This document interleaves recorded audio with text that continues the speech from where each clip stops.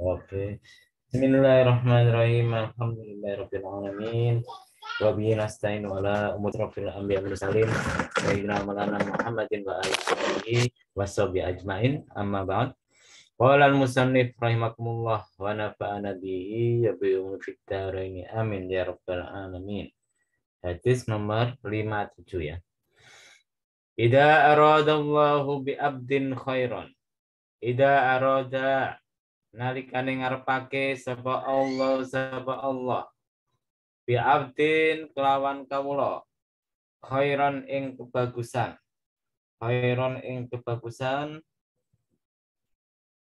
ja'ala maka ndadekake sapa Allah ginahu ing kecukupane abdun ing sumuge abdun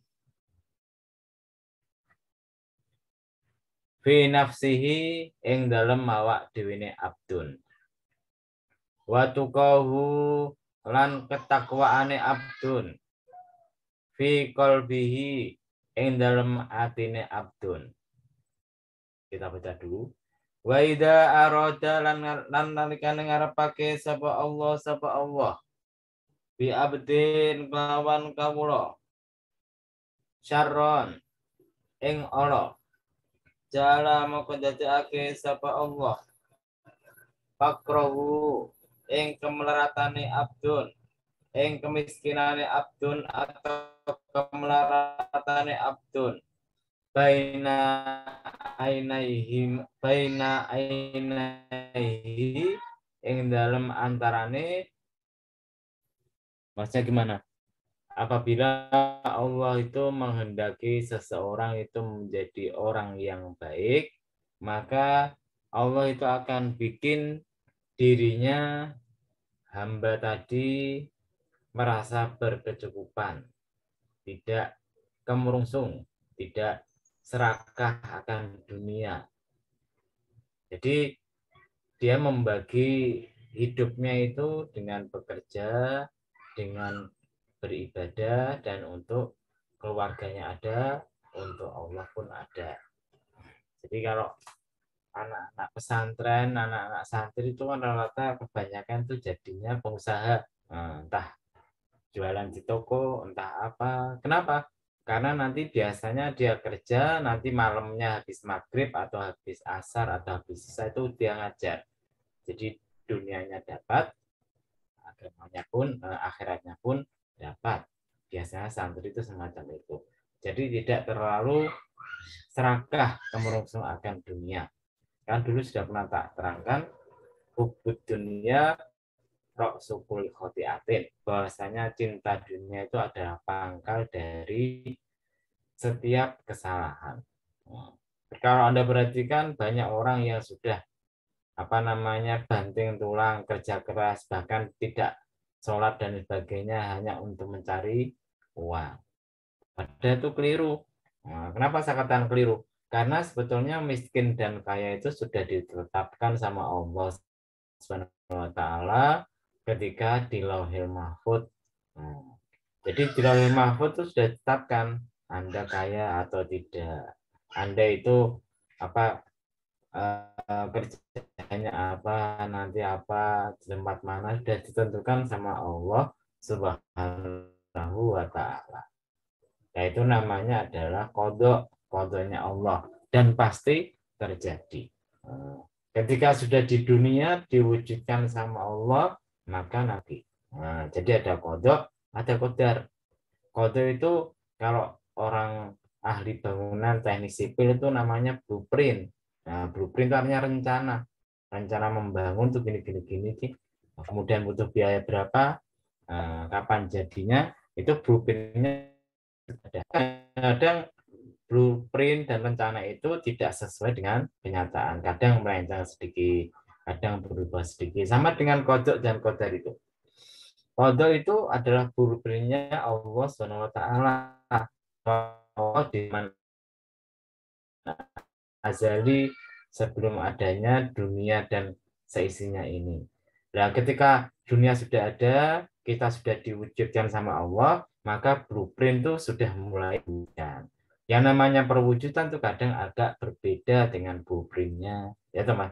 rencana itu kadang berbeda dengan pelaksanaannya. Tapi intinya sudah ada apa? Intinya semua sudah menyadari bahwasanya hidupnya di dunia itu sudah ada blueprint-nya, sudah ada rencana acara rencananya tadi, maka ya tidak terlalu ngotot, tidak perlu terlalu ngoyo untuk mencari dunia. Nah, jadi kalau sudah jamnya tutup, toko ya tutup, udah usah ngoyo cari lagi. Nah, itu namanya sudah Allah menjadikan kekayaan gina fitang finafsi di dalam dirinya sendiri. Dan kemudian apa namanya, Anda punya usaha, nggak punya duit, kemudian utang di bank sampai puluhan juta. Itu namanya bukan khairon, itu namanya sarron. Nah, kenapa? Apabila Allah tuh menghendaki seorang hamba menjadi hamba yang buruk, maka dia meskipun sudah kaya tapi masih kurang saja utang di bank, dagangannya masih kurang, tokonya masih kurang banyak. Maka ini namanya adalah Allah menghendaki orang itu menjadi orang yang jelek. Kalau dulu di India kan ada, India itu ada teh. Tehnya ini Starbucks, bahkan Starbucks kalah. Saya lupa siapa namanya. Orangnya jadi miliarder. Dia bikin kedai teh di seluruh India. Starbucks sampai kalah, pukul akhirnya. Nah, akhirnya, tapi karena apa namanya tujuannya dunia, akhirnya kemudian ketika terjadi resesi, corona dan sebagainya, itunya tidak laku akhirnya. Nah, ketika tidak laku, orangnya banyak utang, akhirnya bunuh diri. Nah, ini saya lupa kedai apa namanya. Nah, itu kenapa? Karena sebetulnya sudah dijadikan Allah orang yang kaya, tapi karena masih merasa kurang, terus, akhirnya dia menjadi fakir. Nah, kenapa kok semacam itu? Karena kalau kita perhatikan, keinginan itu kan berasal dari nafsu, dari syahwat. Syahwat itu mesti kurang terus. Anda misalkan dapat duit 1 bulan 5 juta, nah, tapi kebutuhannya makin tambah kurang lagi, sehingga 5 jutanya menjadi kurang. Nah, bertambah lagi 10 juta, kurang lagi. Kenapa? Karena nuruti syahwat, nuruti hawa nafsu hati, maka hati menjadi gelap. Ketika sudah jadi gelap, ya maka akhirnya sudah tidak peduli perkara yang baik dan yang halal, perkara yang haram, atau perkara yang tidak sesuai dengan nas syar'i tetap dijalankan. Karena itu dia menjadi hamba yang jelek. Tapi ketika dia dikehendaki Allah menjadi hamba yang baik, dia merasa cukup dengan apa yang diperolehnya, tidak kemurungsung, tidak iri, hasut kepada tetangganya. Dan ini semuanya bersumber kepada apa? Karena hatinya itu sudah takwa, takut kepada Allah Subhanahu wa taala. Nah, ini kan diterangkan wa tuqahu fi qalbihi, dan Allah menjadikan rasa takwanya, takutnya itu di dalam hati, tidak hanya di lahirnya saja. Kita kebanyakan itu bertakwa tapi ketika di lahir, nah, dalam kondisi terang-terangan, kita di depan orang banyak, apa namanya, wah sholat, langsung sholat. Kan itu. Padahal ketika di rumah kita, wah ada ya tengok-tengok nonton TV, baca buku, nonton film, baru mau habis waktunya baru sholat. Itu namanya tukohu tidak dikolbihi, tapi dialami ya. Nah, ini kebanyakan kita semacam.